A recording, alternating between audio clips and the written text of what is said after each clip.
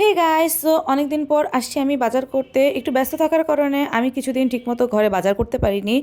খুব আর্জেন্ট হলে যা প্রয়োজন ছিল বাসার সামনে থেকে কিনেই কাজ সারাইছি।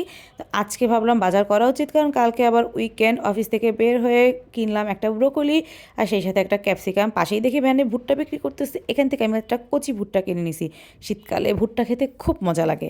এরপর চলে গেলাম ফ্রুটস কিনতে। দেখি আতা ফল উঠছে, বা শরীফা ফল বলে এটাকে। তো একটা নিয়ে নিলাম, কারণ সিজনাল ফ্রুটস সবারই খাওয়া উচিত। এরপর সেই সাথে নিয়ে নিয়েছি ড্রাগন ফ্রুটস আর পাকা পেঁপে। আর এই যে বিকেল হয়ে গেছে, পাখিরাও বাসায় যায় আর আমিও কাজ শেষে আমার বাসায় যাই।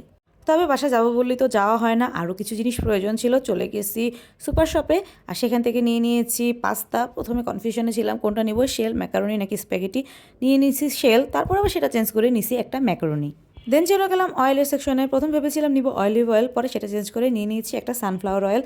তারপর চলে গেলাম কাউন্টারে, বিল পে করে বাসায় আসার সময় আরও কিছু কাঁচা বাজার করেছি। টমেটো কিনেছি, পালং শাক কিনেছি, এরপর কলা কিনেছি। বাস সব কিছু নিয়ে বহুত যুদ্ধ করে আজকে বাসায় আসলাম।